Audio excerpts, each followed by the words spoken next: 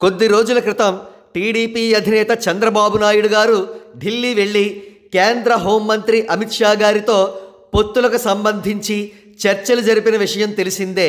కాగా ఆ చర్చలకు సంబంధించిన వివరాలు తెలియరాలేదు.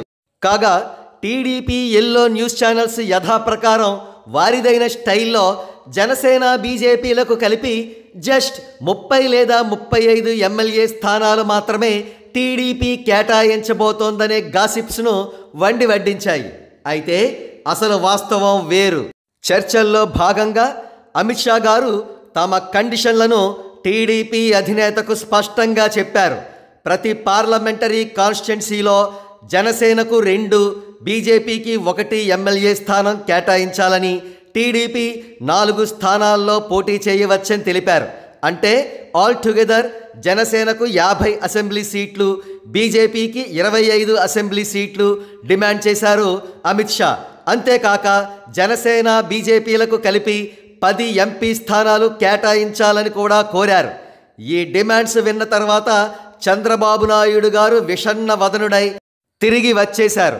వచ్చిన అనంతరం చంద్రబాబు నాయుడు గారు పొత్తు చర్చలకు సంబంధించి ఒక్క విషయం కూడా తెలపలేదు. అంతేకాక పవన్ కళ్యాణ్ గారు, చంద్రబాబు నాయుడు గారు భేటీ కూడా కాలేదు. ప్రస్తుతం టీడీపీ తమ దారి తాము చూసుకుంటోందనే వార్తలు చాలా బలంగా వినిపిస్తున్నాయి. 75 ఎమ్మెల్యే స్థానాలను బీజేపీ జనసేనలకు కలిపి కేటాయించడం టీడీపీకి సుతరాము ఇష్టం లేదు. అందుకే చంద్రబాబు నాయుడు గారే దగ్గరుండి పొత్తును బ్రేక్ చేయిస్తున్నారనే టాక్ వినబడుతోంది.